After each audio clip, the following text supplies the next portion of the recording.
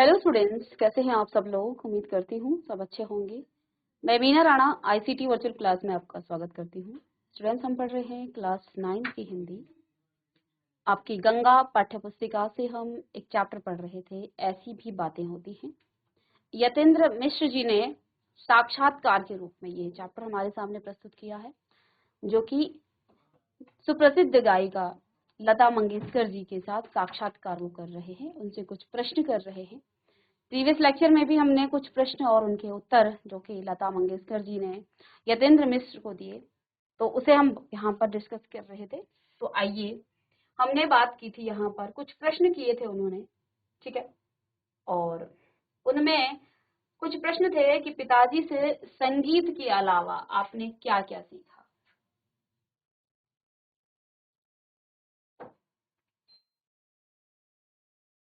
तो इस साक्षात्कार में लेखक ने लता मंगेशकर जी से कुछ प्रश्न किए थे, जिसमें पहला प्रश्न उनका था कि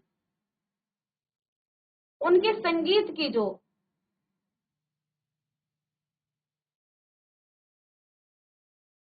कहते हैं, पहला प्रश्न इनका था कि आपके पिताजी पंडित दीनानाथ मंगेशकर की वे कौन कौन सी स्मृतियां हैं जो आज भी उनके स्मरण में जीवित हैं, जिनको याद करना उनको एक सुख से भरता है।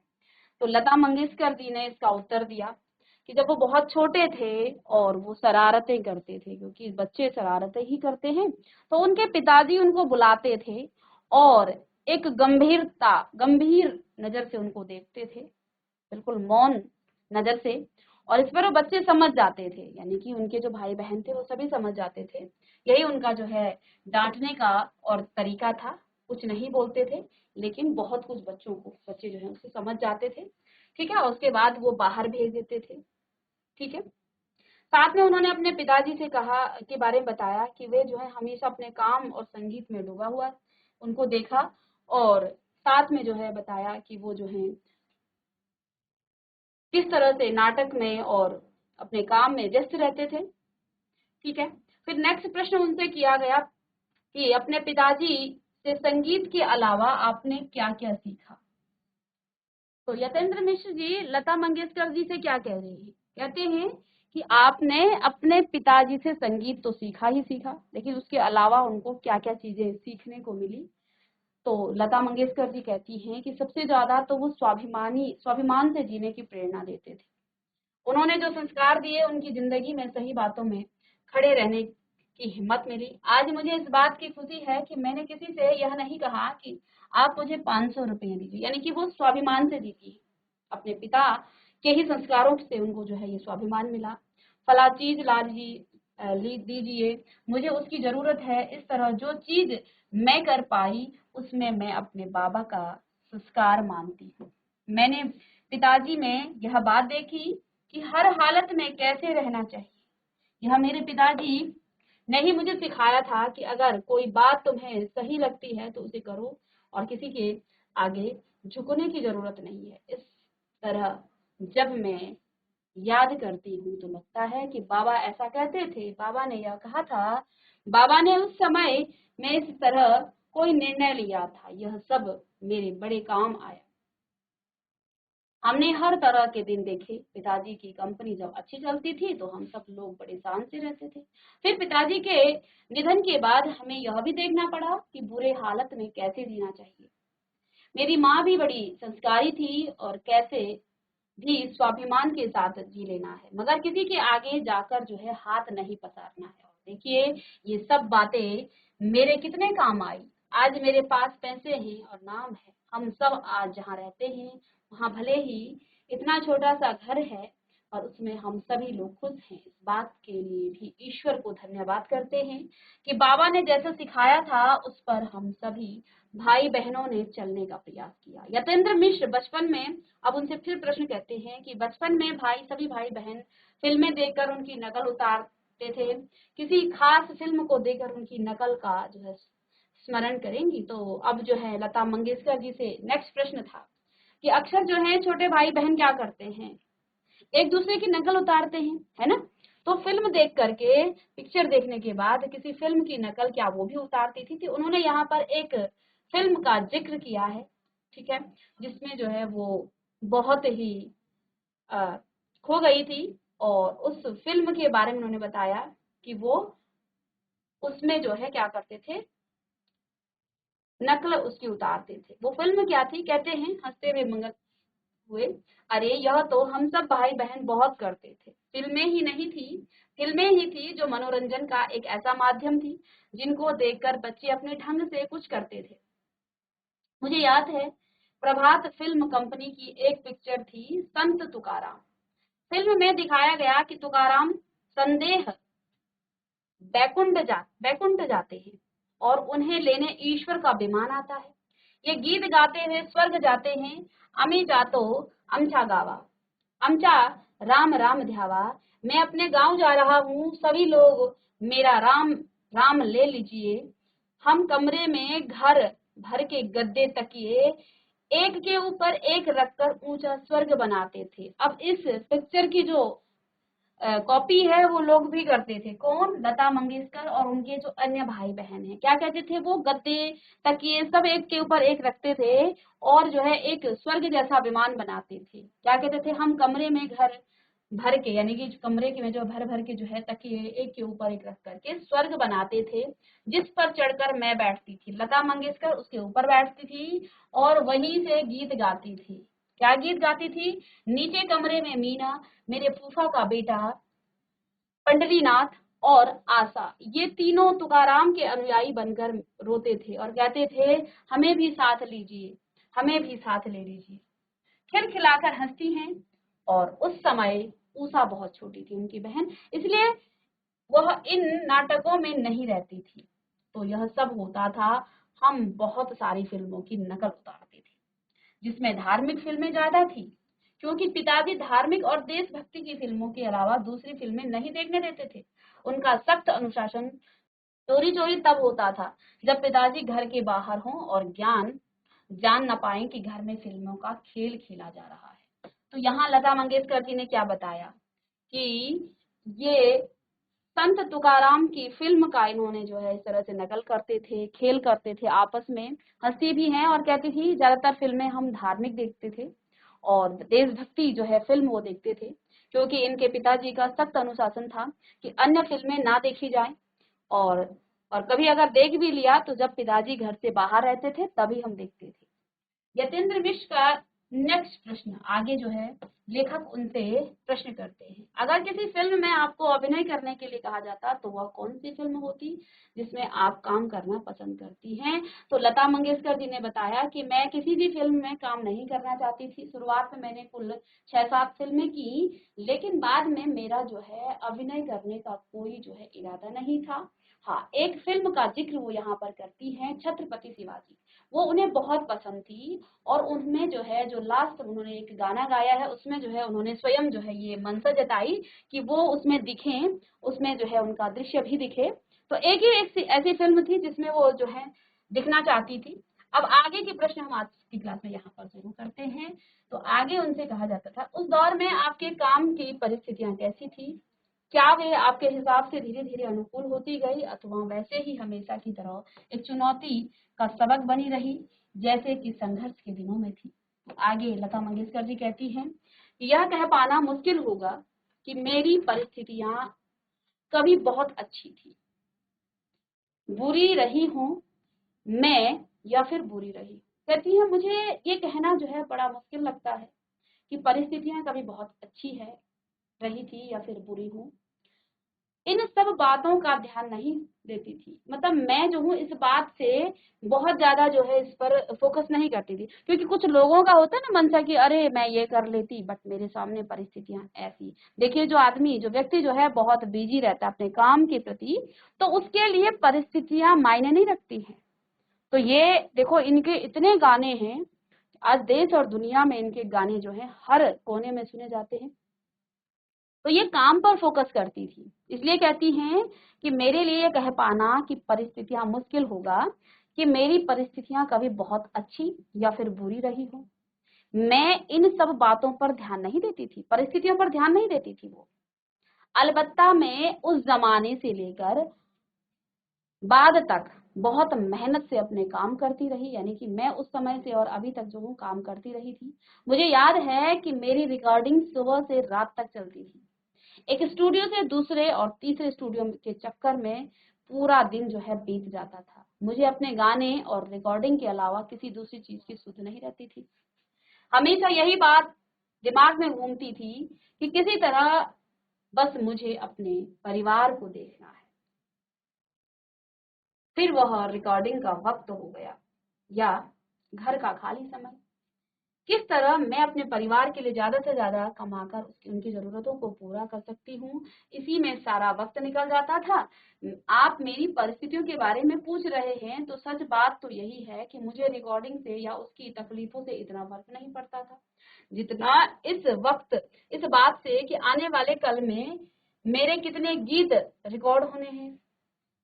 फिल्म के खत्म होने के बाद मुझे नए कॉन्ट्रैक्ट की दूसरी नई फिल्म के गाने कब रिकॉर्ड करने हैं, तो ये इसी चीज की उनको चिंता रहती थी।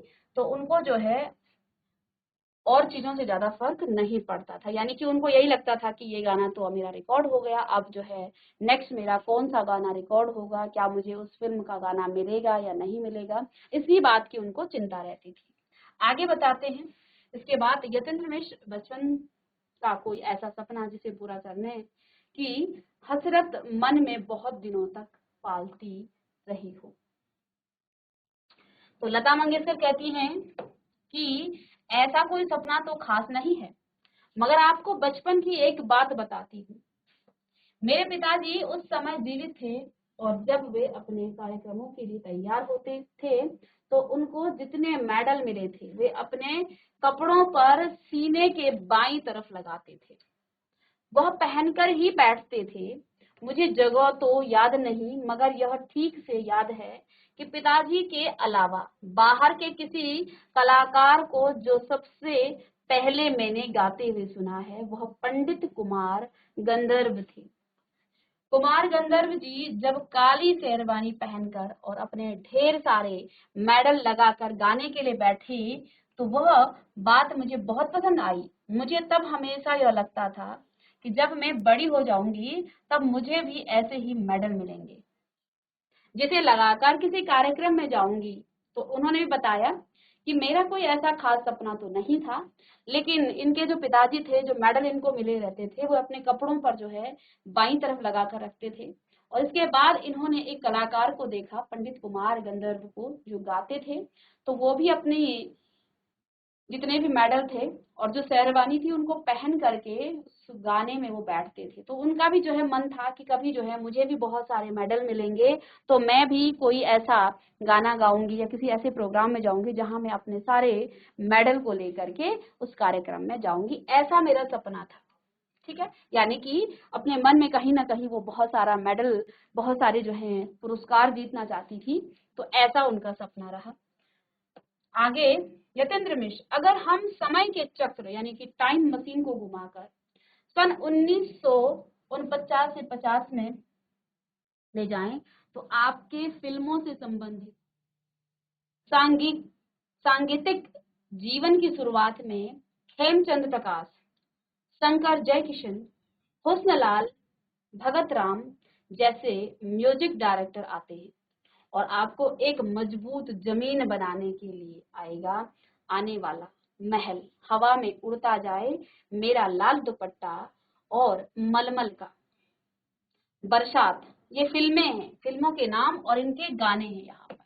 ठीक है, तो अब जो है लेखक उनसे पूछते हैं कि यदि हम समय के चक्र को थोड़ा सा घुमा दें, यानी कि थोड़ा पीछे हम चलें सन 1949 और 50 में, तो आपके फिल्मों से संबंधित जो सांगीतिक जीवन की शुरुआत में खेमचंद प्रकाश, शंकर जयकिशन, हुस्नलाल और भगत राम जैसे जो म्यूजिक डायरेक्टर आते हैं और आपको एक मजबूत जमीन बनाने के लिए आने वाला महल, हवा में उड़ता जाए, मेरा दुपट्टा मखमल का, बरसात का ये गाना है, और चले जाना नहीं, नैन मिला के, बड़ी बहन जैसे गाने मिलते हैं। यानी कि एक बड़े जो है उपलब्धि इनको मिलती है। इससे एक नए युग का सूत्रपात होता है जो कहीं आपके कद को बड़ा बनाने में मददगार रहता है। मैं यह जानना चाहता हूँ कि यदि उस जमाने में A.R. रहमान आए होते, जतिन ललित आए होते, शंकर एहसान लाए होते, तो ये सारे गाने कैसे बनते, उस समय आएगा आने वाला की आमद कैसी होती। तो अब जो है यहाँ पर प्रश्न क्या है, उनके संगीत से जो है संबंधित प्रश्न किया है लेखक ने कि यदि हम टाइम को, समय को थोड़ा पीछे चलें, यानी कि 1949 और 50 के दौर में चलें, तो जैसे कि आपके उस समय के जो प्रसिद्ध म्यूजिक डायरेक्टर थे, जिनमें खेमचंद प्रकाश थे, शंकर जयकिशन थे और हुस्नलाल भगत राम जैसे म्यूजिशियन जो हैं डायरेक्टर उस समय आते थे। तो इन्होंने जो है एक मजबूत आपकी जमीन बनाई। देखिए कोई भी जो संगीतकार होता है वो सबसे पहले नहीं जाता है बहुत आगे। कुछ गाने ऐसे होते हैं जो उनके बहुत फेमस हो जाते हैं, जिनसे जो है उनकी जो नींव है वो मजबूत हो जाती है। और जब एक बार कोई व्यक्ति जो है उसकी नींव मजबूत हो गई, वो फेमस हो जाता है और आगे जो है धीरे धीरे वो फिर पीछे नहीं बढ़ जाता है, वो फिर आगे ही बढ़ता रहता है। ठीक है। कुछ लोग होते हैं कि एक करने के बाद जो थोड़ा सा उनको नाम मिल जाए तो वहीं पर रुक जाते हैं, नहीं, जीवन जो है वो आगे और ज्यादा उसमें प्रोग्रेस करते हैं। तो इन्होंने क्या कहा कि उस समय की ये जो, और आपको एक मजबूत जमीन बनाने के लिए क्या क्या उन्होंने गाने गाए थे। आएगा आने वाला, जो कि महल फिल्म से था। हवा में उड़ता जाए मेरा लाल दुपट्टा मलमल का, ये बरसात फिल्म से था। चले जाना नहीं मैंने, नैन मिला के, बड़ी बहन नाम जैसे जो प्रसिद्ध गाने मिलते हैं। इससे एक नए युग का सूत्रपात होता है, क्योंकि ये जो है एक बड़ी उपलब्धि थी उनके लिए, जो कहीं आपके कद को बड़ा बनाने में मददगार रहता है। क्योंकि एक जब बड़ी उपलब्धि, गाना जब फेमस हो जाता है तो उसके बाद जो है आपको एक बड़ी उपलब्धि मिल जाती है। मैं यह जानना चाहता हूँ कि यदि उस जमाने में A.R. रहमान आए होते, जतिन ललित आए होते, शंकर एहसान लाए होते, तो ये जो सारे गाने हैं ये कैसे बनते, उस समय के तो ये जो गाने हैं ये किस तरह के बनते, और उस समय आएगा आने वाला की जो आमद है वो कैसी होती।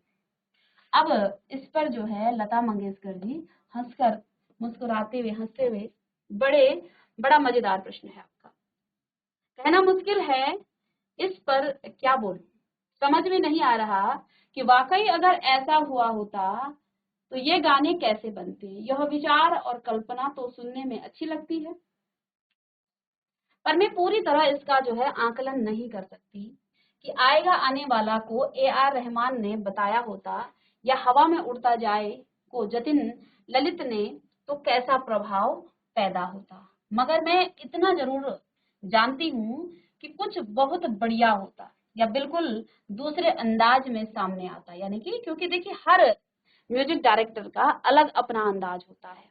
पहले के जो गाने हैं वो अब नए स्टाइल में, नए जो है तरीके से उगाए जाते हैं और उनमें ही एक नयापन भी आ जाता है। अब बोल तो पहले ही के ही होते हैं, लेकिन नया जो है उनमें एक संगीत जोड़ा जाता है, एक नए स्टाइल में वो गाया जाता है।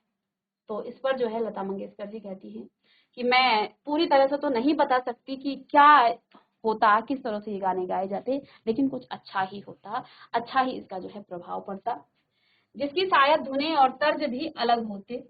और मैं आपसे प्रश्न करती हूँ कि जो मेरे गाने रहमान ने बनाए या जतिन ललित के लिए मैंने मेरे ख्वाबों में जो आई, दिल वाले दुल्हनिया ले जाएंगी फिल्म से गाया है, उसे श्याम सुंदर जी और नौसाब साहब या अनिल विश्वास ने रचा होता तो आपके लिहाज से वह फिर किस तरह के। अब इधर जो है लता मंगेशकर जी ने लेखक से ही प्रश्न कर दिया। मुझे नहीं पता कि उस समय के जो म्यूजिक डायरेक्टर थे उनके गाए हुए, उनके जो बोल थे वो इस तरह, अब के मतलब उन दोनों डायरेक्टर में इतने बीच समय का जो गैप होता है, उसके बीच के जो अंतराल में तो अलग अलग अंदाज से गाने गाए जाते हैं। मुझे नहीं पता कि इनके बीच मतलब एक बहुत पुराना डायरेक्टर है और एक नया डायरेक्टर है, एक बिल्कुल अलग अंदाज में गाता है और फिर दूसरा जो है एक अलग अंदाज में गाता, तो मैं कुछ ये तो नहीं कह सकती और ये कल्पना करना भी मेरे लिए जो है बहुत मुश्किल है।